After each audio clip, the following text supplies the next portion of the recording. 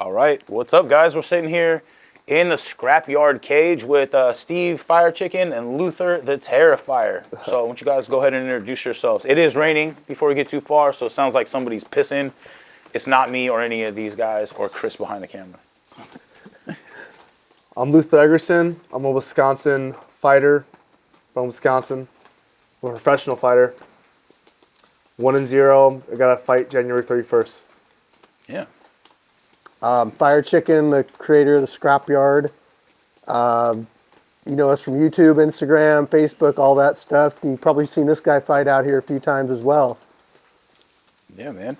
Well, you got a fight coming up on COGA. Yep. January 31st. Fighting a dude from Dagestan. What was his name? Shamil. What was his full name? Shamil Mertzalayev. Okay, cool. I'm glad you said it because I didn't want to butcher that shit. But you keep hearing me say Dagestan versus Washington. We're going to get it at the end of the month. So what do you want to tell me about that? You know, I'm excited. You know, got a wrestler, a grappler. I like fighting grapplers. It's probably the best thing I'm good at fighting, a grappler. Yeah. Got really good takedown defense, and I got really good power and really good striking. So I'm excited to show my striking off to the world. I didn't really get to show it much because I fight a lot of strikers, and I can take them down. Good. Hell yeah. Well, I just want to say thank you to Steve for having us out here, recommending we do this in the cage. You know, this is a great spot to do this interview. So thank you, sir. What do you want to say just to get us started? I would just like to say it's been an honor, you know, seeing Luther grow, coming out to the Scrapyard, having his first fight, getting a chance to go up against different opponents and making his name on the Wall of Fame and all that, you know. When I see fighters come out here and grow like that, it's really special because I really love seeing what they do after they leave the Scrapyard, and he's just been going and going and going and just building a name and a reputation, and it's so cool to see him going pro and now on to his second pro fight that I'm actually going to be at. You know, I'm really excited about that. So, yeah. Yeah, man. Well, you did a great job helping him promote that. It's going to be dope having everybody at that show. I'll be there as well, supporting the new Relentless Mouth Guards. It's a party.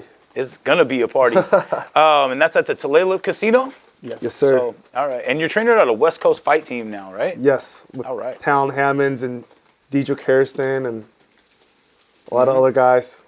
Okay. Is Reese still? Reese Andy's still the wrestling coach there. And John Mariansky? Yep, John Mariansky. Yep. I've been going to that spot since I did my very first smoker. So actually did it against a guy that we took a picture with last time I was here, RJ Hoyt. Oh, that okay. was my first opponent for that smoker at that show. That's who my coach is fighting. I know, Talon Hammonds fighting RJ Hoyt. That's February 28th for COGA, Yes, and that's sir. at the Clearwater. Yes, sir. A lot of COGA fucking I'll be there. I'll be there. You're welcome, Omar and Joe. West Coast loves COGA. Yep.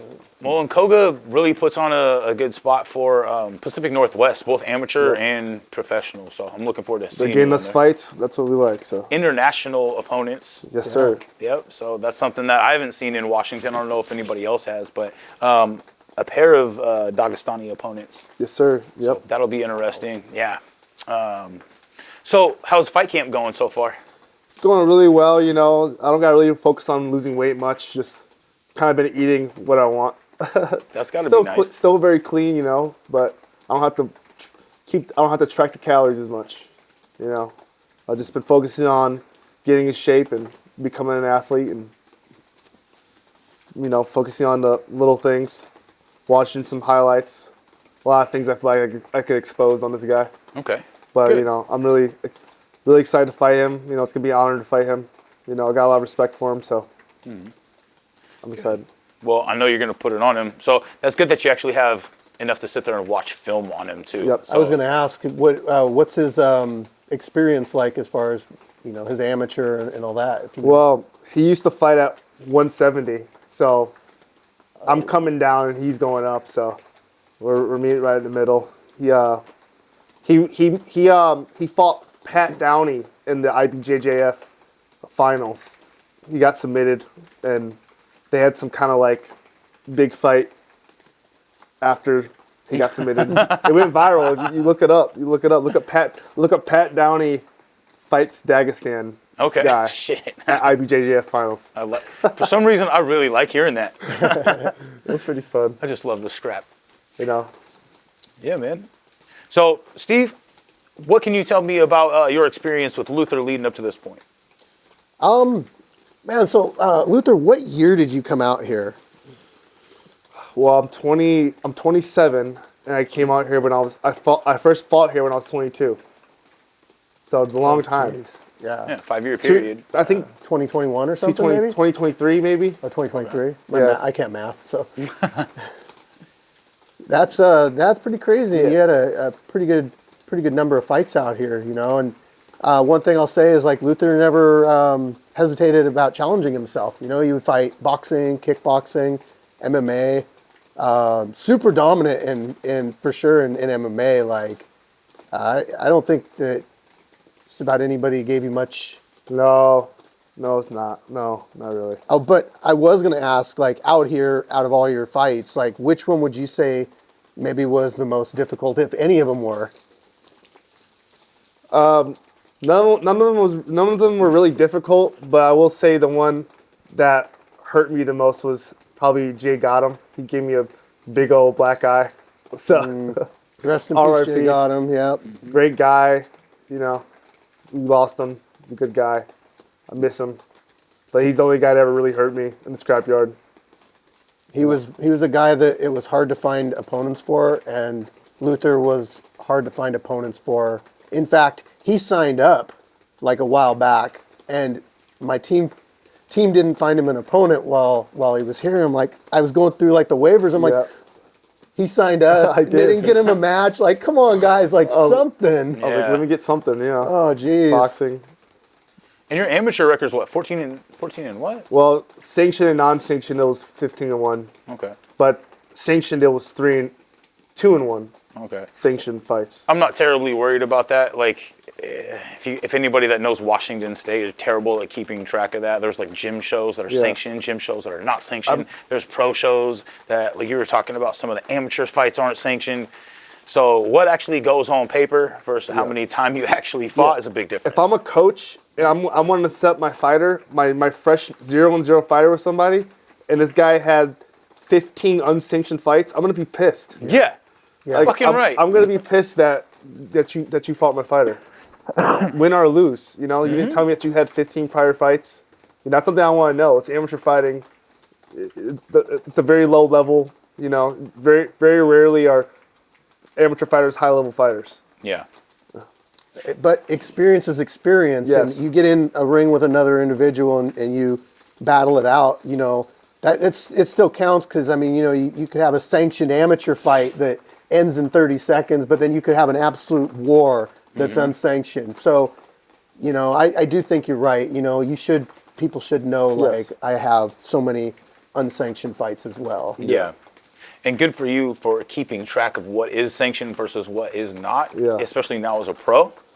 Because that's something they could easily let go of. They're like, I got an amateur record, but I'm pro now. It doesn't That's fucking my matter. past. Though. I'm all about the pro fights now. I don't fight for free anymore. Yeah. No free ads. As we keep saying. Yeah, cool, man. Well, I know last time we were just talking about last time I saw you, you're fighting for COGA again at the Clearwater. What do you want to tell me about that fight? I had a fight with a young lion. Really good fighter. He pulled out the day of weigh-ins, and we had to fight a new fighter. Unfortunately, I knocked a guy out in 20 seconds, and now I'm healthy. I was like, let me get right back into it. That was like 2 months ago. I'm ready to fight again. You know, I did a hard camp then, so I just continued into this camp, and now here we are again. And hopefully, I'm healthy. I can fight again next month. Yeah. Maybe I could fight in February. That would be sick. Who knows? I love that level of frequency. Just shows how hungry people can be. Like, all right, you know, everybody's a little bit sore, a little tired. Yeah. Anybody that works hard as fuck is gonna want to, you know, have a piece of cake, slice of pizza, something like that. But to jump right back into it, say, I'm gonna fight again. Yeah. You know, short celebration, right back to work. That's my favorite. My goal is to be a UFC fighter, so I'm gonna work as hard as I need to get to that. I'm gonna fight as often as I need to get to that. Fuck yeah. Yeah. For the state that's reaching out right now for the UFC card, 'cause the state is reaching out right now. Yeah. Right now. You got a guy right here that's hungry for it. We'll see if I make it in time. We'll see. Hey, just show him what's up January 31st against Dagestan. Yeah. And then stay ready. Maybe you get that call. We'll see. Yeah, no, we'll see. Give me a chance, make Dana. It happen. It'll happen. It'll happen. Pacific Northwest is the new Dagestan. So, just in America. So, you're going to want to be a part of, like Jeff Hoiby was telling me, it's like the biggest UFC fight night in history. So, like, they're coming back a few months later. It's going to be big again. Yep.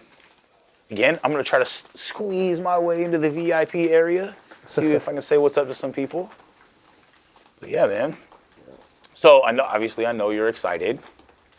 What can you tell me about this fight camp, without giving away too much, that has really helped you prepare for this guy?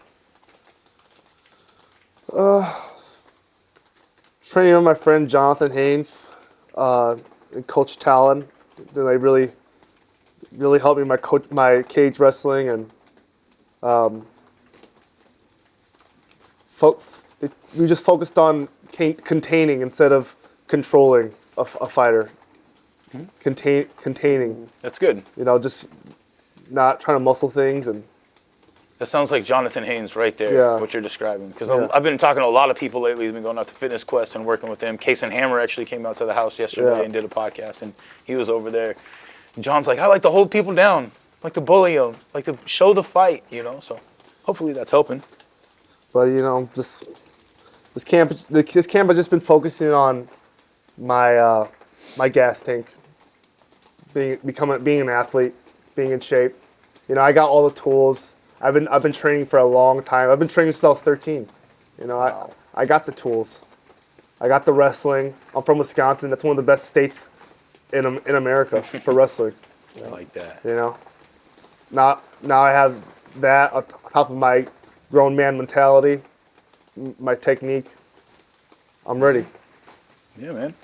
And you've been training in the military as Yeah. well? Yeah, I'm the kickboxing coach for 7th ID, JBLM. Okay. So I've been just teaching soldiers the basic kickboxing skills, and nothing advanced, just basic kickboxing, Okay. to defend themselves. And then I'm also on the Army fight team. So Yeah, so you've been doing that for quite a while. Yeah. I remember you were doing it back when you were still fighting at the Scrapyard. Yep. And, that's experience too. It's yeah, right on top of it. So, Sure.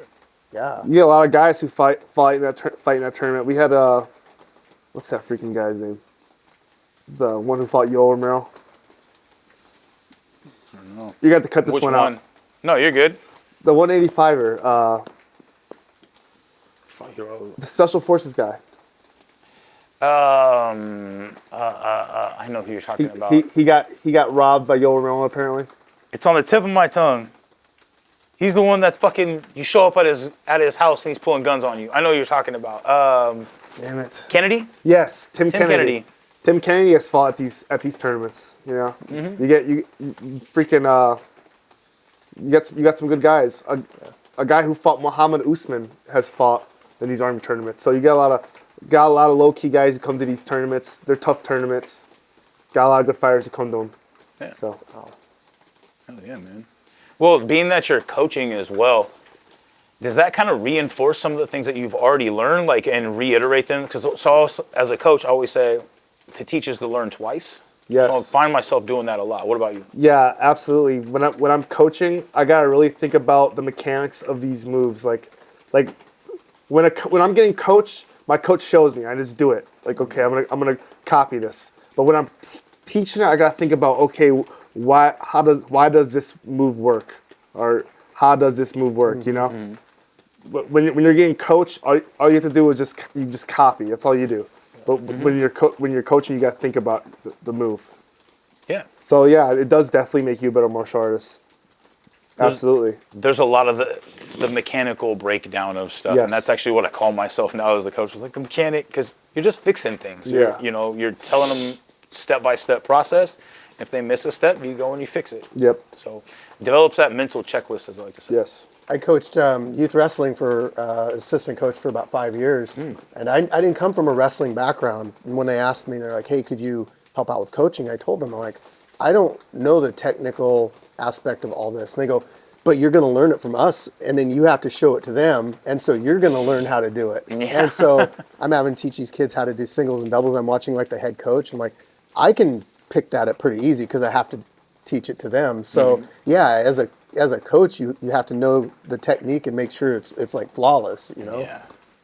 And you get to sit there and figure out, because not everybody learns the same way or the same even verbiage. So sometimes just you won't be getting through to somebody with a specific verbiage. Somebody else can come in and be like, "Oh, try it like this." And while they're teaching the exact same things, teaching something in two different ways, or like explaining it in two different ways, somebody could just absorb it right away. So you never know. That's why, like at my gym, we're really lucky. We have 4 coaches for the Muay Thai side alone. Most of them have 1 or 2. You know, so I think that we're really lucky, and I like to pass that on to my students too. If you guys aren't thinking about that, you should. Yeah. So how's things been going here at the Scrapyard, Steve? Things have been going well. We do our fights every single month still, you know. We get a lot of signups. It just gets more and more popular, so there's never a letdown on people signing up. Normally December's like our low attendance event, and I think we almost had 30 fights. Yeah, I was here almost all day that day. The year before, we had like 10. So Okay. it's growing in popularity, you know. We're collaborating with some big names and people are coming out. So more and more people are seeing it. You know, I Show Speed or Mighty Mouse or Frankie, you know, they see that on social media and they're like, well, I want to be part of it. And I want to get seen by a bunch of people. So it really does serve as a good avenue for that social media exposure, which I think is important with fighting nowadays. You know, if you're a up and coming amateur, even pro fighter, having that social media footprint is important. Yeah, you're doing your own brand. So have you thought about like limiting fights, like turning guys away at some point? I have, because when we had our anniversary event, we had 50 fights in one day. Yeah. And Wow. I got to the point where I'm like, okay, guys, I'm only going to give it to the people that have like fought before. You know, those are opportunities. But it got closer and closer, and I'm just like, fuck it, we're just going to do it. We're going to see what happens, you know? And we did, but it was a long-ass day. Yeah. It's as things get bigger and bigger, it's just going to have to be kind of like, we may have to put like a barrier in there or a cutoff on signups. But at the same time, you never know who's going to show up on fight day and who's not going to show up. Absolutely. So that's what kind of separates us a lot from like, you know, sanctioned fighting is they make their matches up ahead of time, whereas it's like you show up, you get matched up, you get in there and you get a fight. Yeah. So we don't, if somebody doesn't end up fighting that day and we planned it, as long as we didn't have to do too much promotion on it, then we're okay with it. Right. Yeah, you guys even had night fights that day. We did. Yeah. Yeah. Yeah. That's wild. We had, I think our first like real night fights though were the documentary, when the documentary crew came out the year before. So they came out in October 2024, and we did it 2 events that day. So we did, they showed up for the regular ones, and then Epic Tan fought somebody in the that was rain a good one. at He fought, night. yeah, that was Ginger fun. Ninja. Yeah, that was a good Bro, fight. that was a crazy. brutal fight. It was.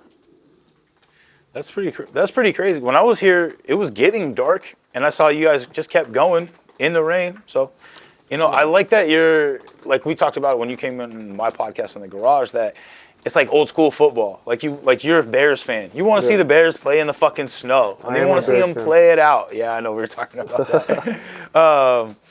But it just adds another layer of the fun part to it, to where you're talking about like sanctioned shows when they're matching beforehand. Well, yeah, but they have a lot of other things they have to worry about. They have to worry about the building the venue. You have to worry about the fans, ticket sales, all that kind of stuff, and then promoting. Because at the end of the day, a fighter is a brand. Yeah. Like you're your own brand. I'm my own brand now. Same as these promotions. They're their own brand, and if they don't promote, nobody's gonna know it exists. And then no one's gonna show up to watch these fighters, and then no one's gonna buy the tickets, and then they're gonna run themselves into the ground. So they have to promote. And you want a fighter that's promotable. Yeah. So yeah, this is a huge you know, stepping stone for them. when you do have a promotion, say amateur sanctioned or pro sanctioned, you're almost making a promise to the fans, like you're going to see this guy fight. Yes. And if it falls out, you feel like, at least I think you would have to feel like I have to make it up to them somehow. Right. And so you're trying to find like another big name to come in and take the spot, so the fans are like, okay, you know, it was the last one I went to see was it was supposed to be Patrick Benson and was it Benson and Stolen was supposed to happen? Stolen, and then Stolen retired, and Carson Fry stepped back in there. Yes. Yeah. So I mean, they still made it work, which was great.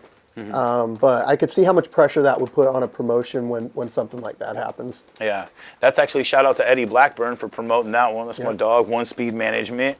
Shout out Eddie.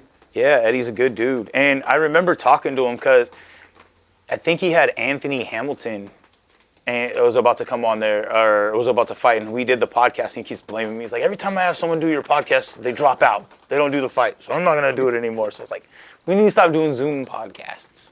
But yeah, like, just talking with Eddie and talking with all these other promoters and watching, so I help co-matchmake with our team, and it could be any day. Anytime. You will wake up at midnight, but like your fighter dropped out. Yeah. Like I've had almost as many fights drop out as I have fought. So it's a shitty part of the situation. Yeah, it's I part had of the fighters game. drop out on me when I was an amateur fighter. Right. It sucks, especially when you have 50 family members buy tickets to see you fight. Exactly. And then, you know, the promotion's like standing there, like your guy showed up and he left and he's not coming back. Right.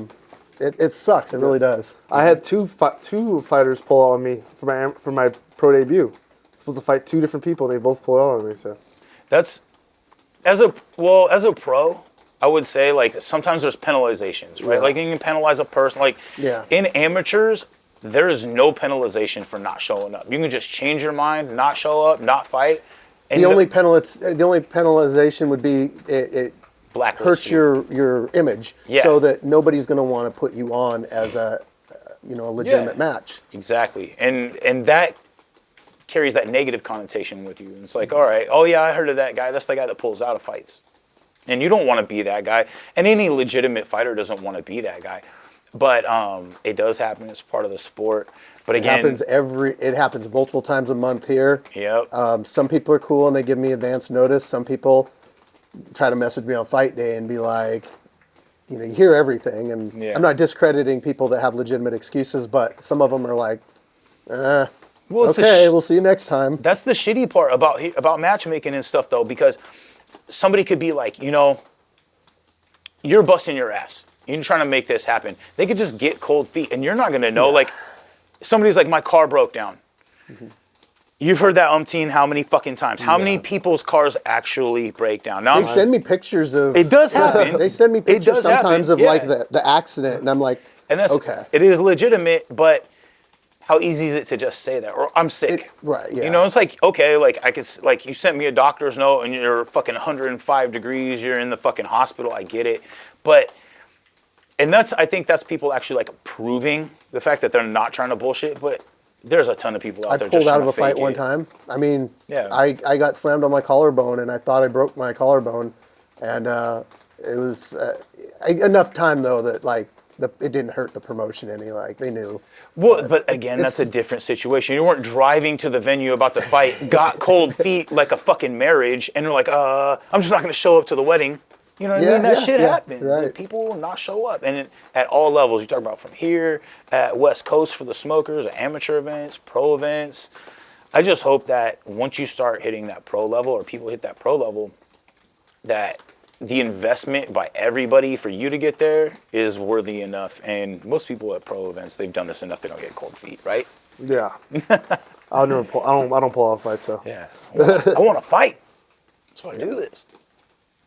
But yeah, there's a definitely dealing with what you deal with out here. It's because it's not even an amateur event necessarily. You got to get people that, just like you said, don't show up. But then you get the people that are so passionate and that want to fight so bad. Or They're going that to want show to up. fight like 3 times in one day. We get people that do that too. Or come out on lights Saturday. out, man. Like that guy's got 70 fights at the Scrapyard. Like That's wild. some of them 3 times in one day. Like, that's crazy. Well, and just, going back to December, like, it was raining all day, and you still had all fighters here. It was a fucking full day of fights, like pouring rain. That was like the, record flooding in Washington State for our lifetime, and you still had a stacked card. So we had people come down from Canada that drove down from Canada that day. Yeah. Like, that was crazy. Didn't you say you have people reaching out now, wanting to travel some more? Well, to here, Yeah. we get international travel like quite a bit out here. We've had people from Colombia, Australia, Canada is like almost every single month. Like there's always a person coming from Canada. It seems Mexico, and then like other like some European countries and stuff that I can't remember off the top of my head. Yeah. But yeah, from you say it. I don't want to say it wrong. Kazakhstan. There we go. Yeah, we had a young gentleman reach out to me from there that says he wants to come out here and box. Mm-hmm. So, I mean, we're open to anybody, so. Cool. When you see Kazakhstan, my brain switches to Borat, Yeah. which is not actually Kazakhstan people. They're like Eurasian. They don't look like fucking the way Borat They did. look like Genghis Khan. Yeah, exactly. Yeah, Eurasians. But, man. Shavkat Rachmanov. He's from Kazakhstan. You ever heard of him? Too many names. Shavkat. He's a popular welterweight. Okay, cool. I will definitely remember after I watch this podcast. I have a chance to Google it while I'm watching it. The guy you'd want on your podcast. Hey, fucking do it. Bring it. I want everybody on my podcast. If you're part of the Pacific Northwest Fight Team, I want you on. We were supposed to have the number 7th ranked welterweight out here last year for the anniversary event. Oh, yeah. Buckley. Yep. Joaquin Buckley was supposed to Okay. be here. Some things fell through. We're still in contact. I might reach out to him and have him come out because, There you go. Shit happens, especially when these guys are like traveling. It's all the way across the country. It's understandable. Yeah, and a lot of those guys, they're, how many people, like how business goes. Yeah. Like you have to play to the business side of things. If it just doesn't work out, it doesn't work out. And a lot of those guys are sun up to sundown business or like, morning to night. But I wanted to ask you, something I've been wanting to ask you. What is your favorite, well, it's a 2-part question. Which has been maybe your favorite or couple favorite fights? And what is your favorite style of fight to host here? Ooh. Okay. So a while back I put out a video. It was called like Firechicken's Top 10. And I put thorough thought into which fights I thought were the best. Mm-hmm. A couple that come to mind.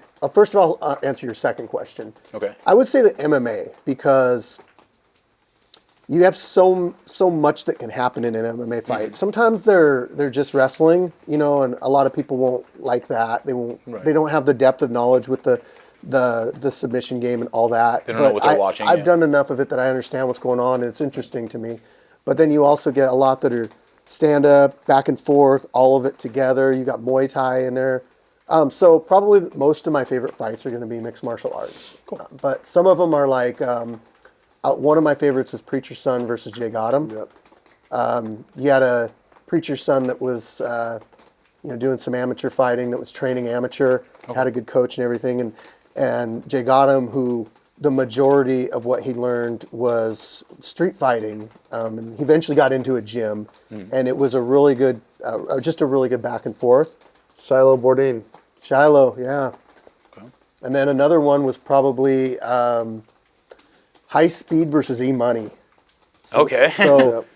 High Speed, that guy was a head kick real machine. He's got quite a few head kick knockouts in the Scrapyard. And he fought E-Money, who was just a really good all-around, had some wrestling, and ended up he caught him with like a head kick, and then I think he pieced him up a little bit, and Coach P, I think, was the referee at the time, and he stepped in, he was like, kind of not there. Perfect stoppage. Okay, Perfect good. stoppage. And I just look at that fight as being really complete. It's back and forth. It's got some ground. It's got some stand-up. It's got some high kicks, some low kicks. Those are what really get Yeah, I like my that. attention. Super well-rounded. Not just like, even though it's MMA, not maybe all stand-up, even though it's MMA, or all groundwork, but you like to as well-rounded as it can be. It's showcasing the sport. Yeah, 100%. What, is there any that stick out to you? My favorite was Free Smoke versus Crazy Legs. Oh, that shit, was yeah. a good one. That was good. There was a lot of shit talking going back and forth. That was a good one. I love when they came, and yeah, that was my favorite fight. Yeah. What was funny is Crazy Legs trained with us briefly for a little bit before we went out to Auburn Fitness Quest. So know that guy. I don't know as many of your guys' people as well as obviously as you guys do, but it's interesting learning everything and how many people have actually gone on to like amateur careers and some pros. So it's actually a good amount, surprising amount. And I as many opportunities as I can to like point out fighters that have come through here, started out as pro. I like to mention that over and over again because I feel like we're a good avenue for getting experience. And we're not meant to hold people. We're meant to like give people what they need to go to the next level if that's what their goal is. I mean, we've got Hummingbird 6-0 pro boxing. Damn. We got Viking 1-1 pro boxing. We've got Maliko Goon. He's 5 or 6-0 pro boxing. Jeremiah Robbins 3-0 pro MMA. Terrifier 1-0 pro MMA. Mm-hmm. And there's probably other ones that I don't know. Yeah. You know, and you probably know a lot more people that have fought here and come through here. That you just don't even know they did. And I'm terrible with names, especially doing Muay Thai for so long. Everything's got these whack-ass Thai names. I deal with 50, 60, 70 fighters in a day sometimes. And I can't remember a name. Yeah, they don't use a real name, so it's like. So I've known this guy for 10 years. I don't know his name. That's so funny because I was like, after we met, like I struggle with calling people by their nicknames. So everyone, like I had Matt Ayen come down and do a seminar, and that he was at the COGA thing, but he goes by Koi Fish Prophet up in Canada. Mm-hmm. And so I'm like, oh yeah, this fucking Matt. When Matt comes here, and they're like, who the fuck is Matt? I'm like, Koi Fish. I'm like, oh, so same thing with you. I'm like, fucking Steve this, Steve that. And like when I was leaving, I was like, see you later, Steve. And everyone's like, what the fuck? You know, it's so bad sometimes that I'll be wanting to reach out to a fighter just to check up on him or whatever. And I'll be like, looking them up on Facebook. And that's their real name, right? Yeah. And so sometimes I have to go through the old signups and where they put their nickname, right? Oh, and then I look like, especially with somebody that might be like from Hawaii, where they have a name that I really can't remember. It's something that I just can't pronounce. Yeah, exactly. And then it's like, man, I really got to do some research. And it's really bad when they like deactivate their account. I'm like, geez, now I got to go through like waivers and stuff and try to like call them. But yeah. Oh, damn. Well, kudos to you for doing that due diligence because, like you said, with how many people reach out, how easy would it be for you to just move on to the next name? You know, and at a certain point, I'm sure you're going to get there and be like, keep active with me because I don't have the time to keep active with you. And I kind of deal with that a little bit, as I'm sure you do, is like getting a ton of messages, promoting yourself as a business, as a brand, promoting what you do, trying to get other people on. I mean, think about how many fucking messages went back and forth coordinating this. Yeah. Yeah, and I hate to use excuses, but I do get overwhelmed with messages sometimes, especially during that like fight week where I've got fighters like actively messaging me. I'm having to check my spam folder. I have to make a message like a video every single day telling the fighters like, you need to DM me for confirmation or else you're just not going to be able to make it out here because you won't have the address and everything. Yeah. And then especially like right after the event when I don't want to answer any messages, like fight day and usually Sunday. And I have so many messages coming in, people just saying, hey, thank you so much. Or people like on fight day, hey, I can't make it. And they get buried, right? And sometimes I'll go back and there'll be this block of messages and people saying these really nice things. And it's like, I feel so bad for not responding to them. It probably looks like I'm an asshole, but I just... No. Well, and hopefully they fucking watch this. Yeah. Well, and understand, because again, fighting is so individualized. Like they're thinking about themselves. They're thinking about getting this. They got to get here. They got to have their gear. They got to make sure they're matched. Blah blah blah. Yeah. And so they're doing their job. They're communicating with you, and I'm sure a lot of them understand that. But I deal with the same thing. They just get pushed down to the bottom. You just get a new one, and then a new one, and you're halfway through responding through one. You get 5 more. Yep. And like I was really sleep deprived the other day, and I just got back with my boy Chris that's right here shooting the podcast. I was like, man, I'm so sorry I didn't fucking message you back. Like I fell asleep, I think it was like 4 or 5 in the afternoon and woke up like 1 in the morning. I'm like, I'm gonna start fucking sending messages off at that point. But same thing, you gotta go and deal with a block of unanswered messages, and they don't stop. Yeah. So you're backtracking. So that's a tough spot, man. What about you, Luther? You get a lot of opponents hitting you up or a lot of fight promotions wanting you to come out? No. No? No. Well, let's fucking change Yeah. that. Maybe the UFC. Joe's the only guy who gave me a chance. Joe DeRobio.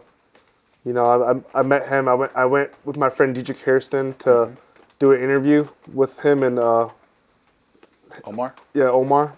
And Joe saw me. He's like, "Wait, who the hell is this big guy?" He's like, "Do you fight?" I was like, "Yeah, I fight. I'm trying to go. I'm looking for a pro fight, but one of these promotions want to have me. So, I mean, I'm exciting. I'm athletic, fast."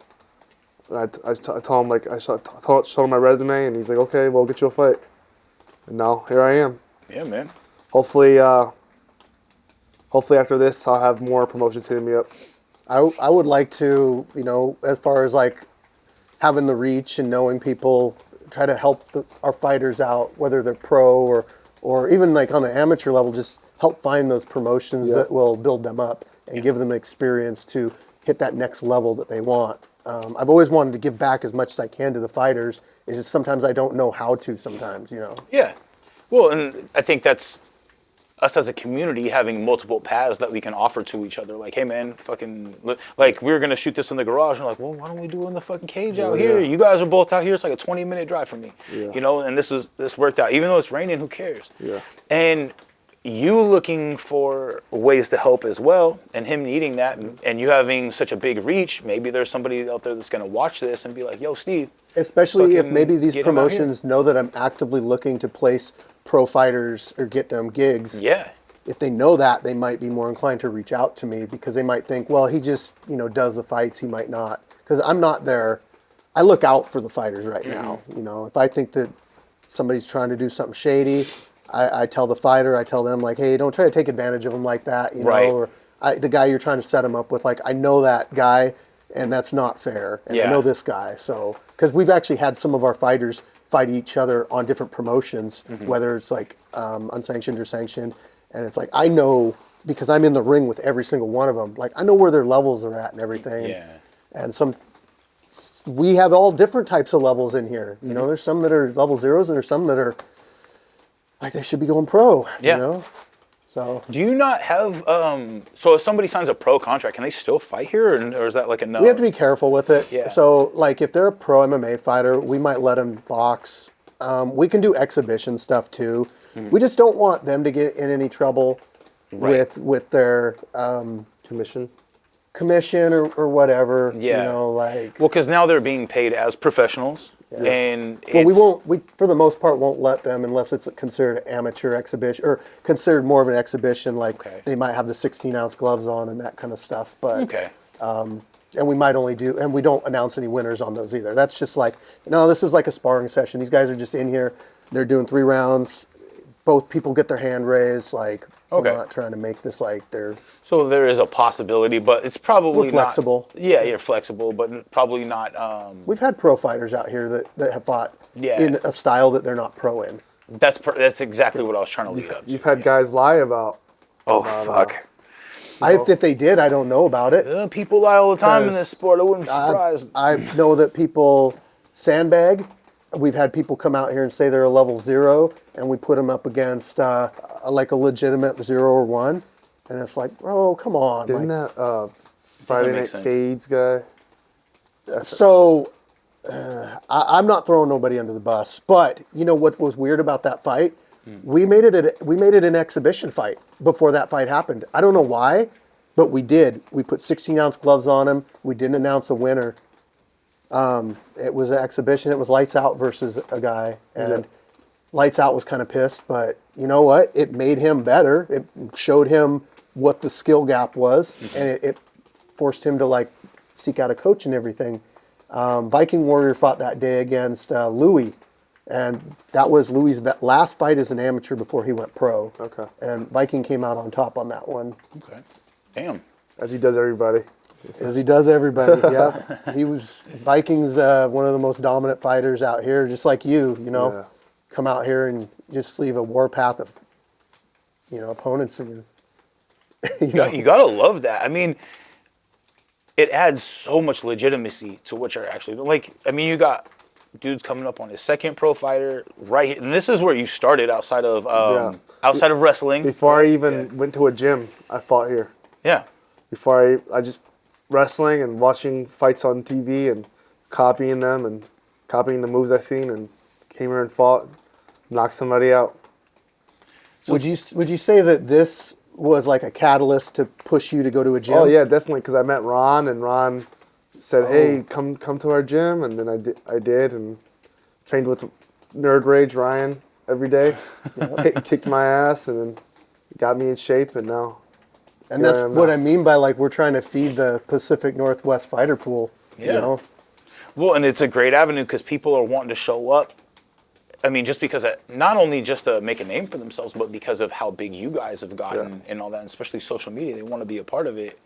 It's so funny because like a lot of people come, even me. I'm not gonna say I thought this way too. Like, you know, I'm gonna come to Street Beefs to Scrapyard. I'm gonna kick one of these bums' asses, and then eventually it just becomes a bunch of guys who think that way, and now it's just a legitimate amateur fight circuit. You know what I mean? Like, you got gyms, you got a bunch of gyms fighting each other.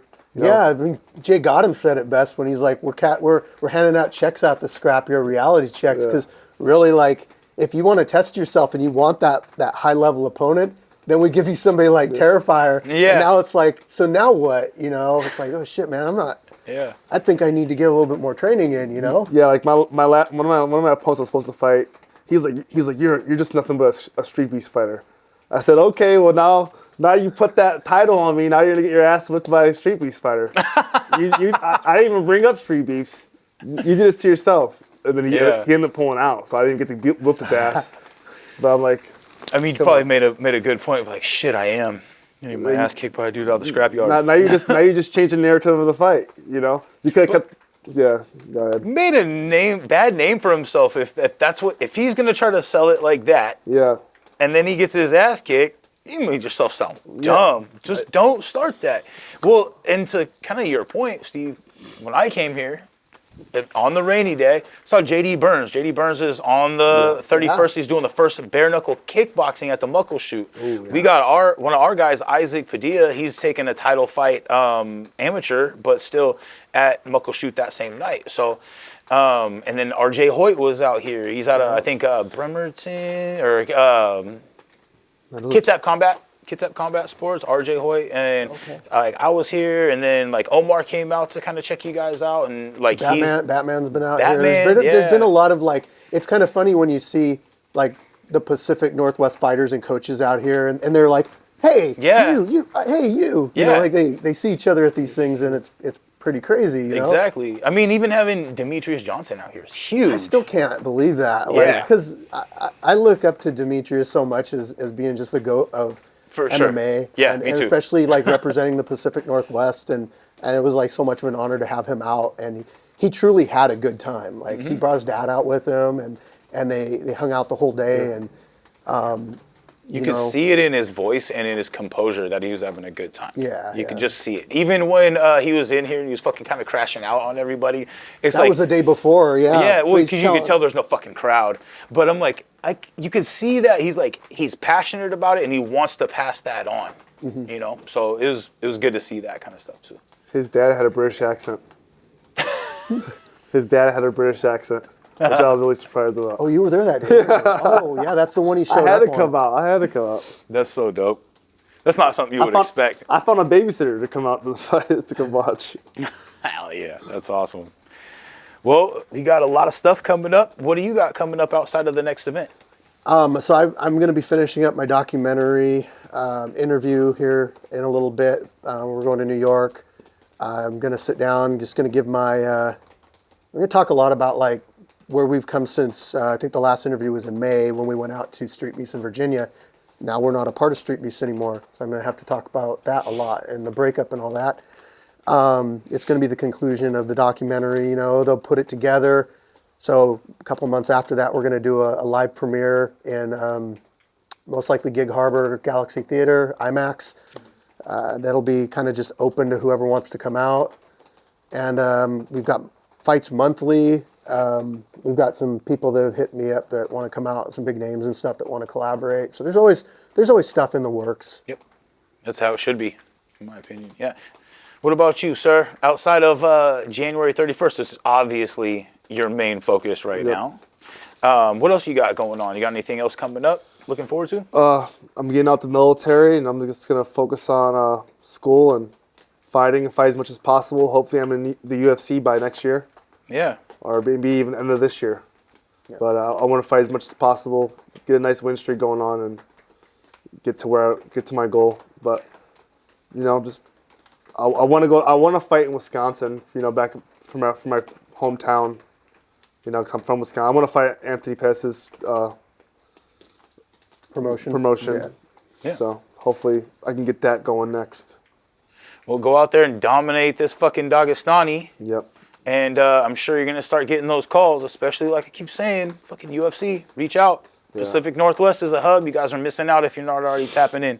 I can try my best to see who I can contact to maybe just, hey, check this guy out. Yeah.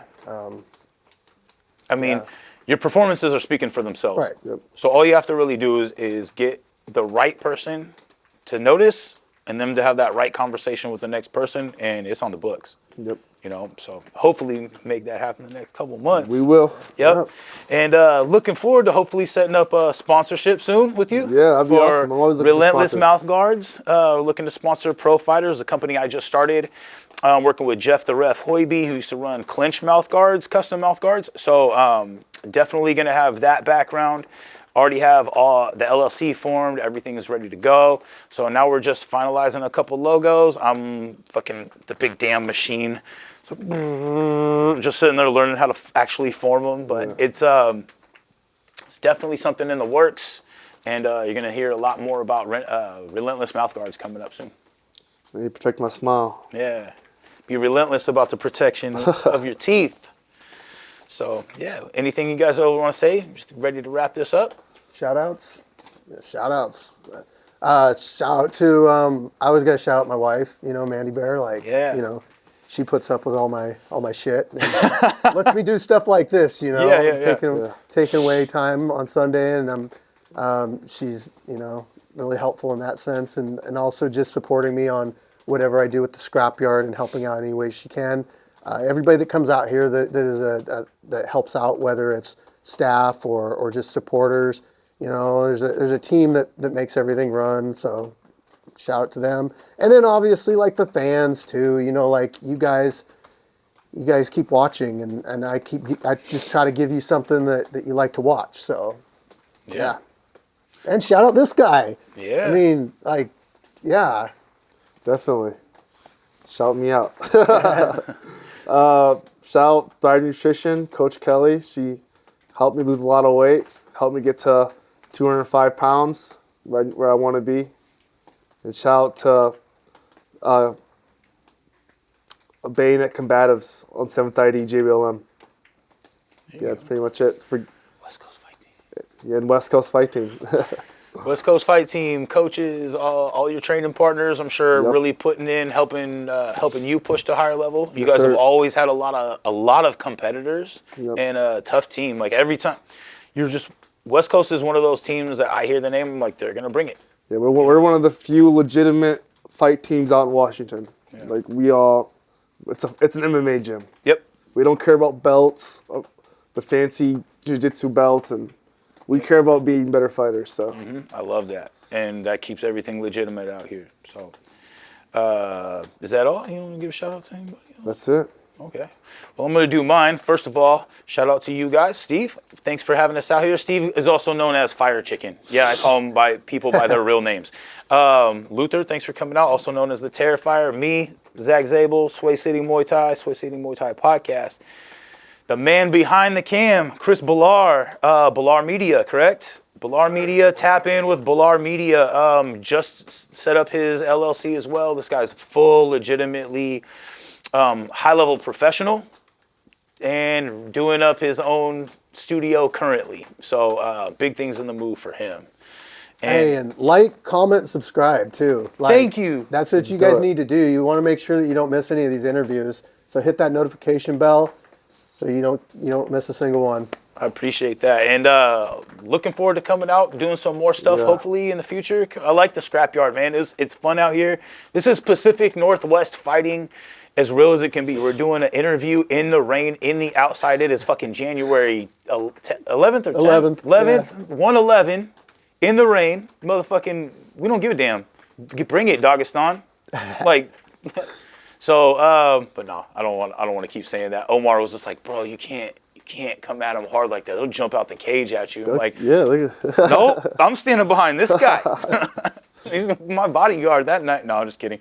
But yeah, so I just do want to say, for anybody, again, like I said at the end of our last podcast at my house,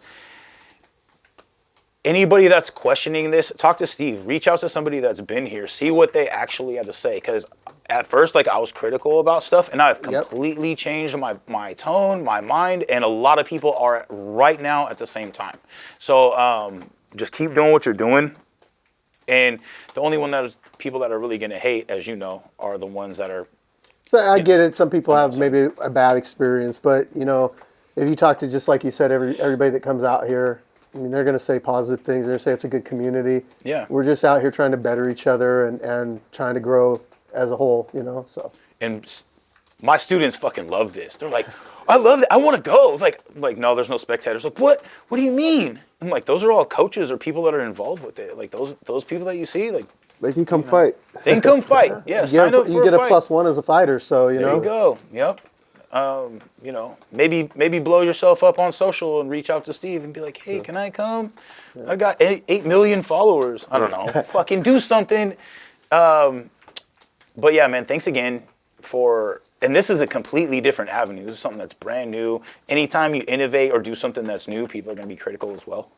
So, yeah, man, and I don't, aside from Eddie Blackburn letting me do the interview inside the cage the night at WFC, which was cool. This is the second time I've done an interview inside of a fighting cage or arena. Yeah. Not anything new. I mean, been inside of them my whole fucking career, but not doing interviews. So thank you for letting us come out and do this here. Pleasure's all mine. Yes, sir, man. Well, See you guys January 31st. yes, you will. I'll see you dominate. All right, cool. Thanks, guys.